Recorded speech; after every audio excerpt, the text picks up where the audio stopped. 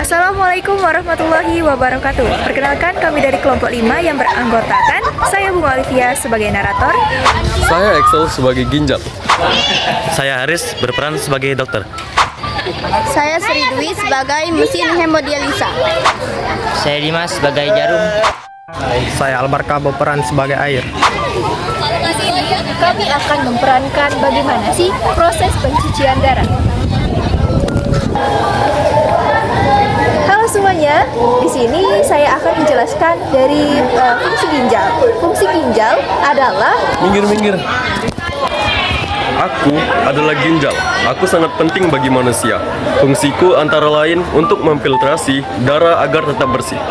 tapi kamu tahu nggak, kalau misalnya ginjal memiliki fungsi terus fungsinya itu rusak, bisa aja ginjal mengalami batu ginjal maupun gagal ginjal kan? Iya, pertanyaan yang menarik. Jika ginjal mengalami kerusakan pada fungsi, maka fungsi ginjal akan diganti. Proses tersebut dinamakan hemodialisa atau dengan kata lain cuci darah. Aku lanjutin deh. Kenalin dulu, aku mesin hemodialisa. Kalian nggak tahu kan?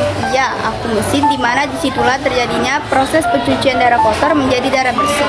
Aku punya 2 jarum. Jarum yang pertama untuk mengambil darah ke mesin dan diproses di dalam mesin itu. Jarum yang satunya untuk mengalirin darah yang udah difilter oleh mesin di dalam tubuh. Ya kan kalau nggak ada saya darah nggak bisa masuk ke mesin. Kalian banyak berkuar-kuar. Kasihan manusia harus cuci darah. Lebih baik manusia mencegah hal itu terjadi.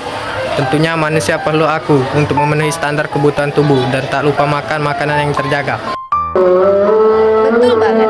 Proses pencucian darah memanglah penting bagi orang yang mengalami kerusakan pada ginjal. Namun, sebaiknya kita sebagai manusia menjaga pola makan atau pola asupan bagi tubuh agar kita tidak mengalami kerusakan pada ginjal.